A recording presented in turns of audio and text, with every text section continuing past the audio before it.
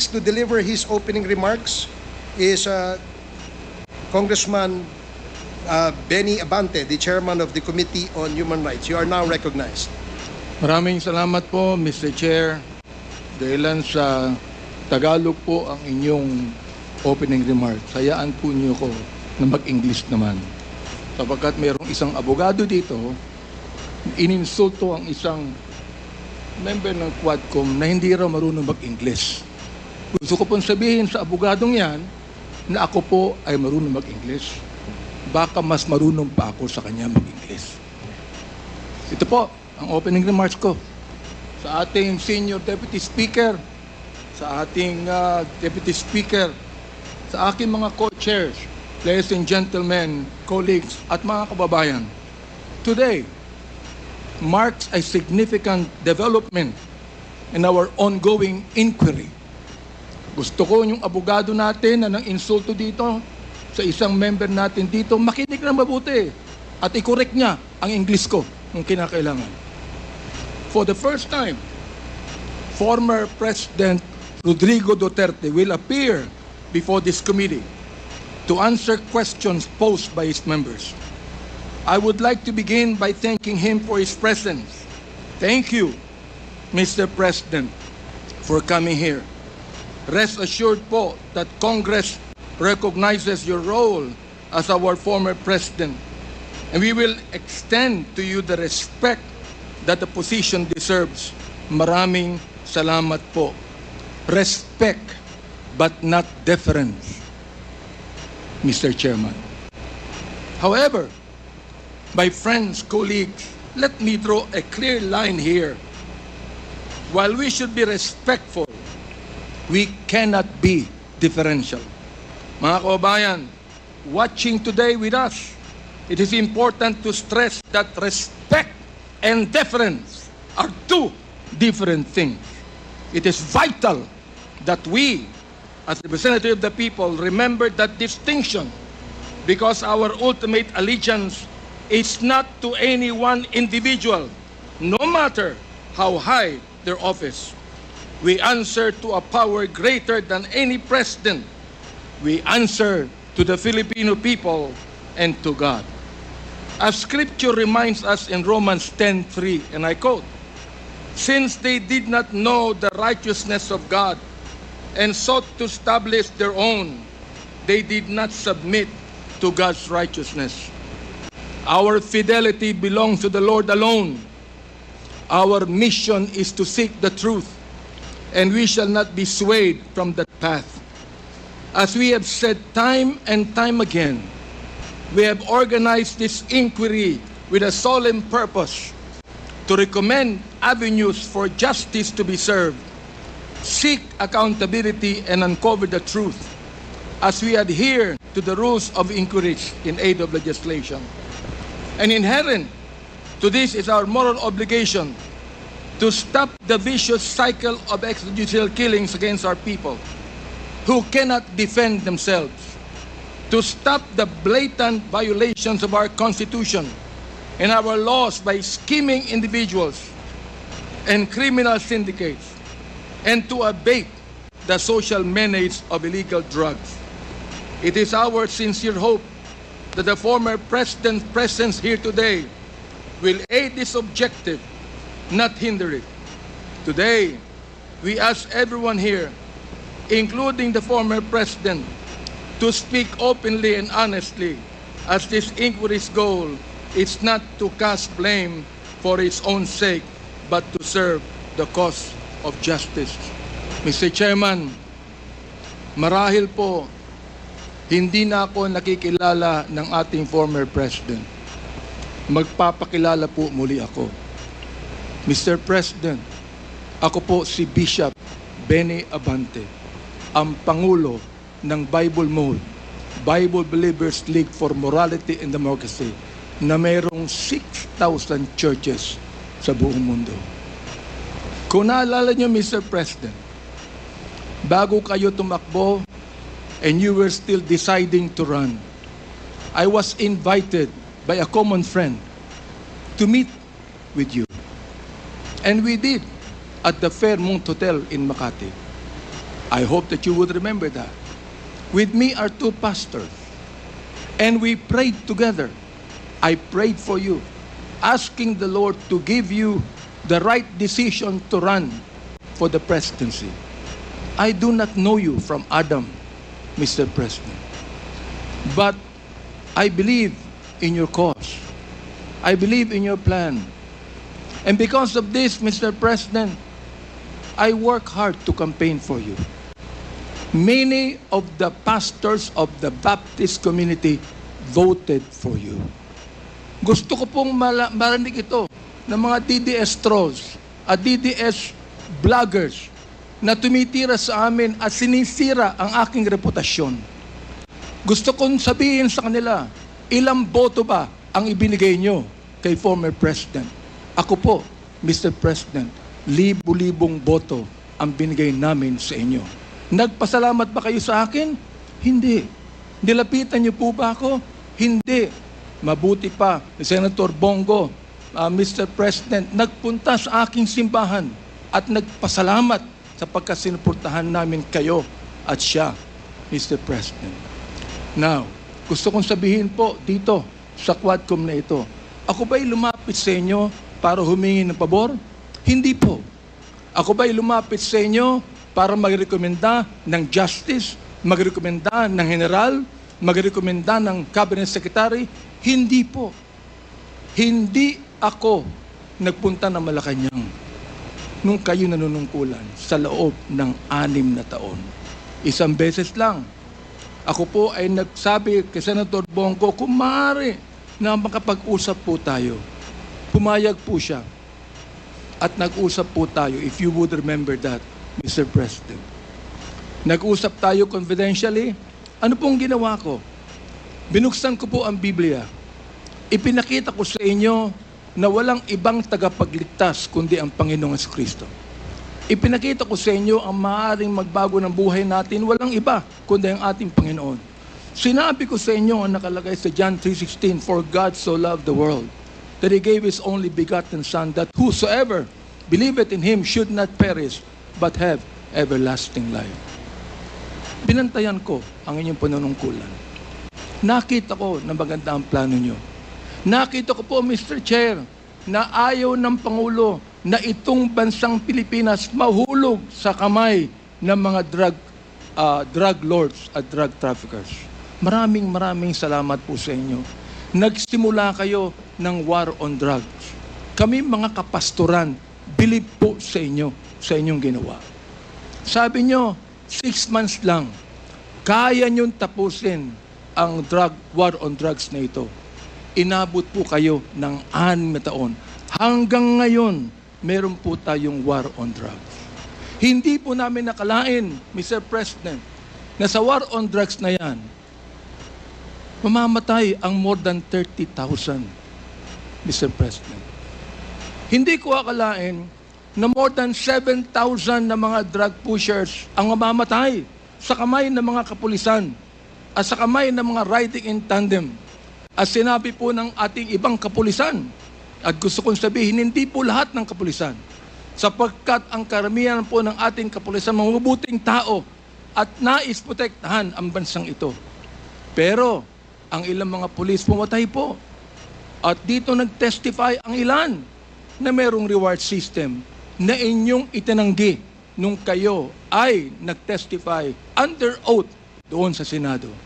Ngayon po, bilang bishop po ng Bible Mode, hindi ko akalain na kinakailangan pumatay tayo ng more than 30,000 people para masugpo po ang drugs sa atin. Aba, Mr. Chair, talo pa natin ang Mexico. Sapagkat ng Mexico, nakita ko wala pang 10,000 namatay. Talo pa natin ng Colombia. Naging killing fields po ang Pilipinas nung panahon ninyo, nung kayo nanunungkulan. Naniniwala po kami na dapat hindi manatili ang drugs dito sa ating lipunan. Subalit, hindi po ako naniniwala na dapat tayong pumatay ng more than 30,000 people. Dahilan dito, pinatay si Kian Alejandro. Ano ang kasalanan niya?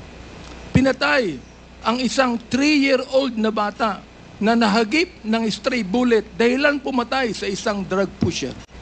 Pinatay ang 9-year-old na bata doon sa Caloocan, Mr. President, Mr. Chair. Ang kanyang bala ay nandun pa sa kanyang katawan nung siya'y nilibing.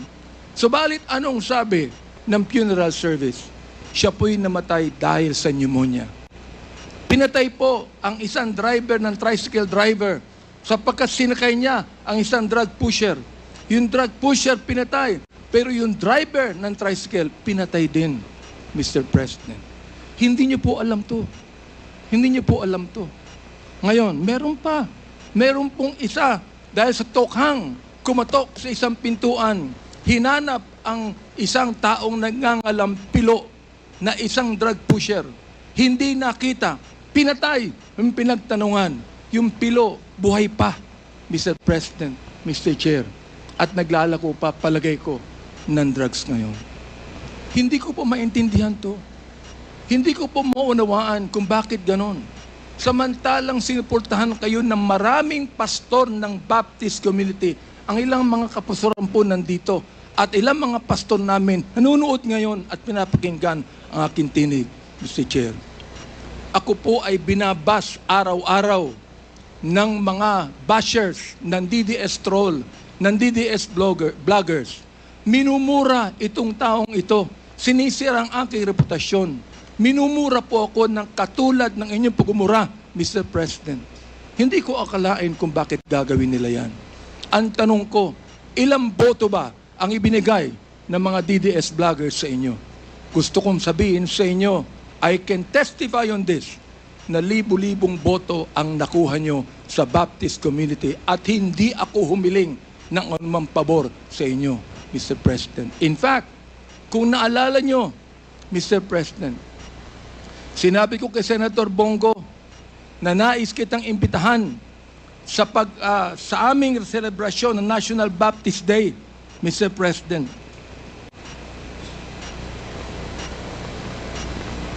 Niendo ko lang po yung pakikipag-usap na ito ni Delga sa ating presidente para po makapakinig po sa akin ng tama. Inimbitahan ko kayo. Nagpunta ho kayo, Mr. President. Doon po sa SMX, nakita nyo ang 7,000 na mga Baptist leaders na nakinig po sa inyo. Sa inyong speech, Mr. President. Oo. Doon po sa speech ninyo, sa harapan po ng mga bishop at ng mga pastor, nagmumura kayo. Pinagbigyan po namin kayo. Kahit na hindi maganda sa amin makarinig ng mura, pinagbigyan po namin kayo dahil kayo ang Pangulo at dapat namin kayong irespeto, Mr. President. Andito ho ako, nakaupo sa harapan nyo. Nagpapasalamat sa pagkakataong ito na masabi ko ng buong katapatan sa inyo ang ginawa ng more than 6,000 na mga kapastoran ng Bible Mode para sa inyong eleksyon bilang Pangulo ng Pilipinas. Nung akin pong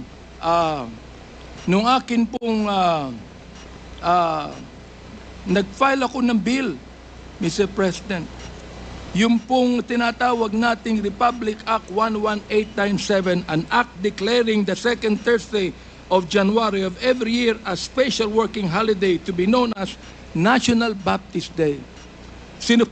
Sinuportahan po ito ng lahat ng mga congressman. Sinuportahan po ito ng lahat ng mga senador. Okay. At nilagay po sa inyong opisina. Pinirmahan nyo ba ang bill na yan? Hindi po. Naging batas yan because it lapsed into law after 30 days. Pero, okay lang po sa amin yun. Okay lang po sa amin yun. Yun na lang siguro ang maaaring pasalamat ninyo, Mr. President, sa amin. Bilang pagboto namin sa inyo ng mga libo-libo mga Baptist leaders at Baptist members sa buong kapuluan. Hanggang ngayon, nirerespeto po kayo ng aming kapastoran. Hanggang ngayon, pati yung kapastoran po namin sa Mindanao, ginagalang kayo. Marami kami pastor sa Davao na ginagalang po kayo. Bakit po? Sapagkat kayo ay naging Pangulo ng Pilipinas.